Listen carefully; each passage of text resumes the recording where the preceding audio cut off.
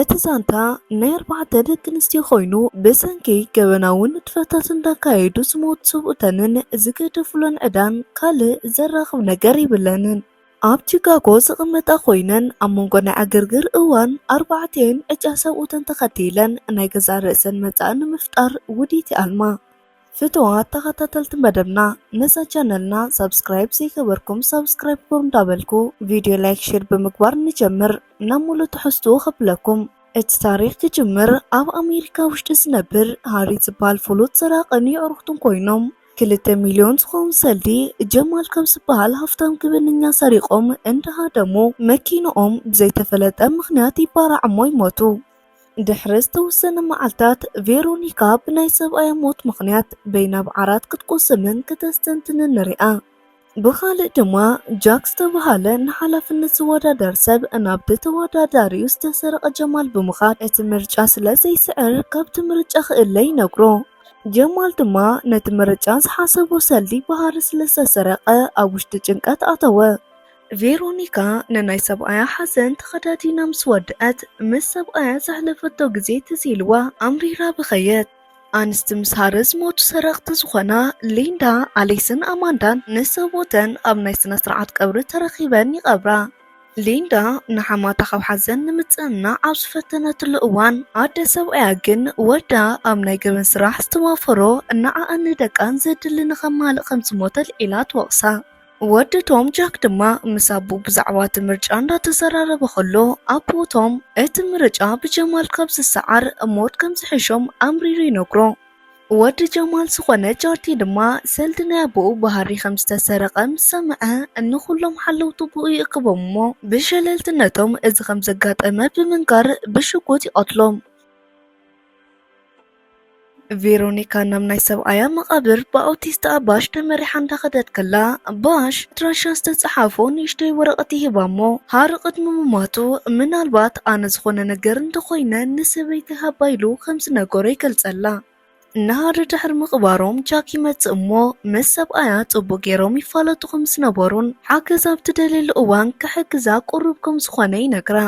ጀማልን እትወዱን ድማ ነቲ ስነ ስርዓት ናይቲ ቀብሪ ክከታተሉ ድሕሪ ምጽናሕ ይኸዱ እቲ ቀብሪ ምስ ተወድአ ቬሮኒካ ንባሽ ምስ ሰብኣያ ዝሞቱ ሰባት ኣድራሻ ናይ ኣንስቶም ከጻርየላ ንሓቶ ድሕሪ እዚ ቬሮኒካ ናብ ገዝኣ ምስ ተመለሰት ማዕፅዋ ይኳሕኳሕ እሞ ምስ ከፈተቶ ጀማል ነበረ ጀማል ድማ ሰብኣያ ንምርጫ ኢሉ ዘዳለዎ 2 ሚልዮን ከም ዝሰረቆን ሕጂ ድማ ንሱ ስለ ዝሞተ ንሳ ክትከፍሎ ምዃና ይነግራ ከልባ ይምንጥላሞ ኣብ ውሽጢ ሓደ ወርሒ ክትመልሰሉ ጠንቂዕዋ ከልባ መሊስላ ይኸይድ ንጽባሒቱ ሊንዳ ናብ ድኳና ምስ ከደት ሓደ ሰብ መፂኡ ሰብኣያ ቅድሚ ምማቱ ካብኡ ዝተለቅሖ ብዙሕ ዕዳ ከም ዘለዎ ነጊሩ ካብ ድኳና ብዙሕ ንብረት ፀራሪጉ ይወስድ ኣብ ካልእ ትዕዝብትና ቬሮኒካ በቲ ባሽ ዝሃባ ኣድራሻ መሰረት ከይዳ ቦብ ካብ ዝበሃል ሰብ ናይ ሰብኣያ ዲያሪ ጥራስ ተቐበለት ቬሮኒካ ነቲ ጥራስ ወሲዳ ምስ ረኣየቶ ሃሪ ክገብሮም ዝሓሰበ ዝርዝራት ረኸበት ሃሪ ከካይዶም ዝሓሰቦም ስርቀታት ብግቡእ ኣጽኒዑ ዘቐመጦም ከም ዝኾኑ ተረድአት በቲ ፕላን መሰረት መበል ካልኣይ ክሰርቁ ዝሓሰበ ሰብ ጃክ ከም ዝኾነን እቲ በዝሒ ገንዘብ ድማ 5 ሚልዮን ከም ዝኾነ ተረድአት ካልእ ሰብኣያ ኣብ ቀረባ እዋን ሰኣነት ኣሊስ ብሞት ሰብኣያ ምኽንያት ዝለመደቶ ምቹእ ናብራ ስለ ዝሰኣነቶ ኣብ ገዝኣ ብሓዘን ተመሊኣ ኮፍ ኢላ ኸላ ኣዲኣ ትመጽእ እሞ ግዜ ከተባኽን ከምዘይብላን ሕጂ ሃፍታማት ሰባት ትላለየሉ ሓበረታ ኣሊስ ግን ምስ ዘይትፈልጦ ሰብ ርክብ ክትጅምር ከምዘይትደሊ ነዲኣ ነገረታ ኣብ ካልእ መዓልቲ ቬሮኒካ ምስ ሰብኣያ ሰብኡተን ዝመትወን ትጽውዐን ሊንዳን ኣሊስን ክመጽእ ከለዋ ኣማንዳ ግን ወዲ 4 ወርሒ ወዳ ገዲፋ ክትመጽእ ከምዘይትኽእል ነጊራተን ተረፈት ቬሮኒካ ድማ ነዚ መጻ ንዝተወሰነ ግዜ ሰልዲ ከይሽግረን ድሕሪ ምሃባ ኣብ ናይ ሰብኣያ ጥራስ ብዝረኣየቶ ፕላን መሰረት ምስ ሰልዲ ክሰርቃን ንነብሲ ወከፈን ድማ 1 ሚልዮን ዶላር ከም ዝበፅሐን ቃል ኣተወትለን እተን ኣዋልድ ግን ኣብ ናቲ ሓሳብ ከምዘይሳተፋ ምስ ነገረኣ ኣድራሻ ንጀማል ከም ትነግሮ ነጊራተን ኣብ ዝቕፅል ዝራኸባሉ ግዜ ነጊራተን ተፈላለያ ኣብ ዝቐፅል ርክበን ቬሮኒካን ሊንዳን ክመጽእ ከለዋ ኣሊስ ግን ኣዲ ኣብ ዝመኸረታ መሰረት ምስ ዴቪድ ዝተባሃለ ሰብ ናይ ድራር ቆፀራ ሒዛ ስለ ዝነበረት ደንጉያ መፀት። ጃቲ ድማ ናብ ቦብ ዝበሃል ሰብ ድሕሪ ምኻድ ናይ ሃሪ ጥራስ ክህቦ ምስ ቀጥቀጦ ሕጂ ምስኡ ከምዚ የለን ንቬሮኒካ ከም ዝሃባ ይነግሮ። ናብ በዓል ቬሮኒካ ምስ ንመለስ ቬሮኒካ ንነብሲ ወከፈን ናይ ስራሕ ብፅሒተን ነገረተን። በቲ ዝነገረተን መሰረት ድማ ኣሊስ ንስራሕን ዘድሊ መኪናን ሽጉጥን ክደሊ፣ ሊንዳ ድማ ነቲ ክሰርቆ ዝተለያ ናይቲ ገዛ ካርዳ ጽቡቕ ጌራ ክተጽንዖ ኣዘዘተን። ንጽባሒቱ ኣሊስ መኪና ብጨረታ ናብ ዝሽየጠሉ ቦታ ትኸይድ እሞ ካብ ዝሓዘኦ ባጀት ንላዕሊ ብዝኾነ ዋጋ መኪና ገዝአት። ቬሮኒካ በዚ ነገር ሓሪቓ ተቆያቋ። ሊንዳ ብወገና ነቲ ካርዳ ክተጽንዕ ትፍትን ነበረት። ኣብ ዝቕጽል ኣሊስ ነቲ ስራሕን ዝኸውን ሽጉጥ ደልያ ትረክብ እሞ ምስ ሊንዳ ናብ ተኹሲ መለማመዲ ኸይደን ዕላማ ምህራም ይለማመዳ። ምስ ተመለሳ ሊንዳ ነቲ ካርዳ ክተንብብ ዋላ እንተፈተነት ግን ክኾነላ ከምዘይከኣለ ነገረታ። ቬሮኒካ ድማ ኣብ ገዝኣ ኸላ ቦብ ይድውለላ እሞ ቅድሚ ሕጂ ዝሃባ ናይ ሃር ጥራስ ክትመልሰሉ ምስ ሓተታ ቴሌፎን ኣብ እዝኑ ዓፀወቶ። ኣብ ዝቕፅል መዓልቲ ሓራስ ካብ ዝነበረት ኣማንዳ ይድወለላ እሞ ኣብ ሓደ ሬስቶራንት ይራኸባ። ኣማንዳ ድማ ንቬሮኒካ ንምንታይ ከም ዝደለየታ ምስ ሓተተታ ቬሮኒካ ድማ ንናታን ናይ ውሉዳን ጥዕና ክትሓታ ከም ዝኾነት ገለጸትላ። ንምሸቱ ድማ ጃቴ ናብ ናይ ቬሮኒካ ኣውቲስታ ዝኾነ ባሽ ይኸይድ እሞ ብዛዕባ ናይ ሃር ጥራስ ምስ ሓተቶ ወላ ሓደ ከምዘይፈልጥ ይነግሮም።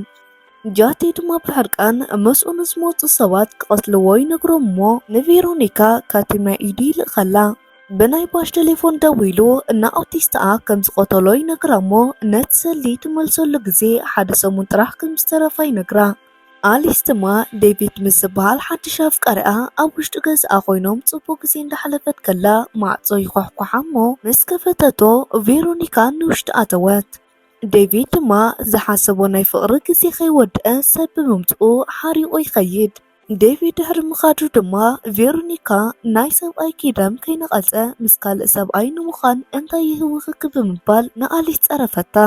በዛ ሓረቐት ኣሊስ ድማ ንቬሮኒካ ብፅፍዒት ሃረመታ።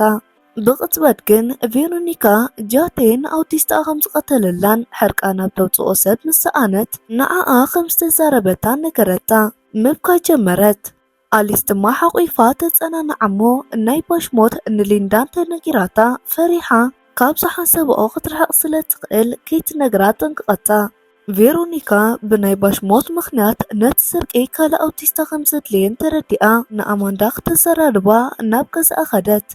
ኣማንዳ ድማ ሃንደበት ስለ ዝመፀታ ሰንቢዳ ብስነ ስርዓት ከተዘራርባ ኣይከኣለትን። ሃንደበት ግን ናይ ቬሮኒካ ቐልቢ ገለ ነገር ጨኒዎ ናብ ዝተዓፀወ ኣርማድዮ ኸይዳ ደጋጊማ ክትነብሕ ጀመረት። ቬሮኒካ ድማ ናብ ትርማድዮ ምስ ተፀግዐት ሰብኣይ ሃሪ ዝፈትዎ ዝነበረ ናይ ዊስኪ ጥርሙዝ ተቐሚጡ ረኣየት እሞ ውሽጣ ተረቢሹ ከልባ ሒዛ ኸደት። ድሕሪ ምኻዳ እቲ ኣርማድዮ ይኽፈት እሞ ሞይቱ ዝተባሃለ ሃሪ ካብ ተሓቢእዎ ዝነበረ ይወፅእ። እቲ ታሪክ ንድሕሪት መሊሱ ኩሉ ነገር ክረድአና ከሎ ድማ ሃሪ ንጀማል ዝሰረቆ ምስ ጃክ ተማኺሩ ንናይ ጀማል ናይ መረፃ ምልዕዓል ንምስንኻል ከም ዝኾነ ንርዳእ። ኣብቲ ናይ ስርቂ መዓልቲ ድማ ሃሪ ነቲ ሰልዲ ሒዙ ድሕሪ ምውፃእ ኣብታ መኪና ውሽጢ ፈንጂ የፃውደሎ እሞ ቀዲሙ ዘዳለዎ ናይ ካልእ ሰብ ዓስከሬን ኣብ ክንድሱ ኣብ ናይ ኣውቲስታ ወንበር ኣቐመጠ። እቶም ምስኡ ኣብቲ ስርቂ ዝተሳተፉ የዕርኽቱ ናብታ መኪና ምስ ኣተዉ ኣብ ቀረባ ኮይኑ ብሪሞት የባርዖ እሞ ነሱ ግን ክሃድም ንሪኦ። ቬሮኒካ ድማ ናብ ገዝኣ ምስ ተመለሰት ኣብ ናይ ኣማንዳ ገዛ ብዛዕባ ዘጋጠማ ነገር ክትሰላስል ጀመረት። ሊንዳ ድማ ንስርሐን ኣውቲስታ ከም ዘድልየን ስለ ትፈልጥ ሓዊ ዝኾነት መሓዝኣ ምስ ቬሮኒካ ተላልያ። ቤሊ ድማ ንኽትሕግዘን ተሰማዐት። ነጽባሒቱ ቬሮኒካ ካብ መጥቃዕቲ ናይ ጀማል ክሕልዋን ንእግረ መንገዳ ድማ ናይቲ ኸዝና ኣቀማምጣ ንምርኣይ ናብ ጃክ ከደት። ቤል ብወገና ስፖርት ከም ትሰርሕ ዘላ መሲላ ንናይ ጃክ ገዛ መእተዊ ኢል መውፅኡን ጽቡቕ ጌራ ጽንዐቶ።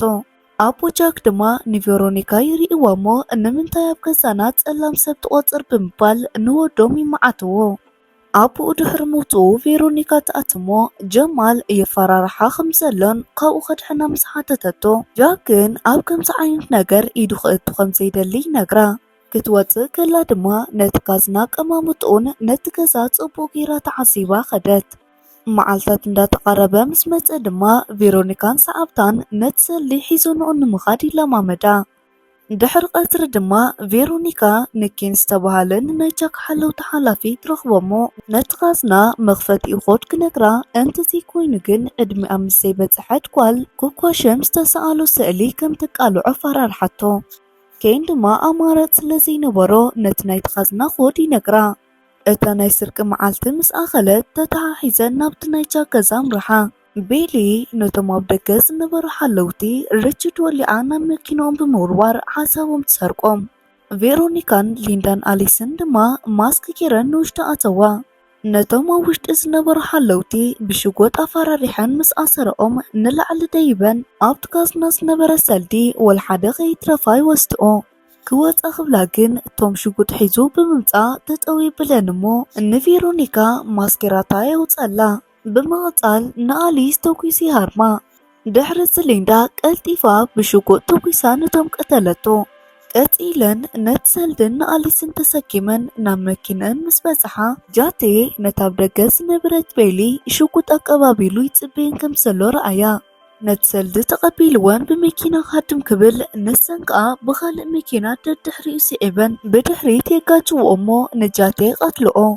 ቬሮኒካ ነቲ ሰልዲ ሒዛ ናብ ዘዳለውኦ መሕብኤአን ኣምርሐት ሊንዳ ድማ ንኣሊስ ሒዛ ናብ ሆስፒታል ከደት ናብቲ መሕብኤአን ቦታ ምስ በፅሐት ሃሪ ኣብ ቅድሚኣ ጠጠው ኢሉ ረኣየቶ ንሳ ድማ ብዝገበሮ ነገር ልባ ከም ዝሰበራ ምስ ነገረቶ ነሱ ድማ እንዳሓረቀ ነቲ ሓዳሽ ዘእትዋን ካብኣ ዝወለድን ኣማንዳ ነቲ ቆልዓ ንምክንኻን ዝከኣለ ኩሉ ነገር ከም ዝገበረ ይነግራ ነቲ ሰልዲ ድማ ንኽትቦ ይሓታሞ እምቢ ምስ በለቶ ብሓይሊ ፀፊዑ የውድቓ ነቲ ሰልዲ ድማ ይወስዶሞ ክቕትላ ምስ ተጠወየ ነሳ ቀዲማ ቀተለቶ ነታ ዝመፀትላ መኪና ድሕሪ ምቅፃላ ድማ ብኻልእ መኪና ካብቲ ቦታ ጠፍአት ነቲ ሰልዲ ድሕሪ ምምቓለን ድማ ቤሊ ነቲ ኸደማ ገዲፋቶ ክትከይድ ከላ ሊንዳ ድማ ነቲ ብዕዳ ተታሒዙ ዝነበረ ድኳና ኸፈተቶ ቬሮኒካ ድማ ኣብ ቤት ምግባ ውሽጢ ምስ ሓደ ሰብ ትራኸብ እሞ ነቲ መብዛሕትኡ ሰልዳ ብናይ ወዳ ሽም ማርከስ ቤት መፅሓፍቲ ኸስርሓላ ቃሊእታ ሃበቶ ኣብ መወዳእታ ድማ ኣብቲ ቤት ምግቢ ንኣሊስ ትሪኣ እሞ ክትወፅእ ኸላ ደድሕሪኣ ተኸቲላ ፀዊዓታ እንዳተረኣኣያ ክምስታ ምስ ተለዋወጣ ትእዝብትና ኣብዚ ንውድእ ፍትዋት ተኸታተልቲ መደብና ንሎሚ ዘቕረብናልኩም መደብ ነዚ ይመስል ነይሩ ከም ዝፈትኹም ኣይጠራጠርን ነዛ ቪድዮ ላይክ ሼር ብምግባር ዘለኩም ሃናፅሪት ይኹን ሓበሬታ ኣብ ኮመንት ሴክሽን ኣቕምጡልና ናይ ወትሮ ተኸታተልቲ መደብና ንምዃን ሳብስክራይብ ዘይገበርኩም ሳብስክራይብ ጎር እንዳበልኩ ኣብ ቀፃሊ ብኻልእ መደብ ክሳብ ንራኸብ ሰሰናዩ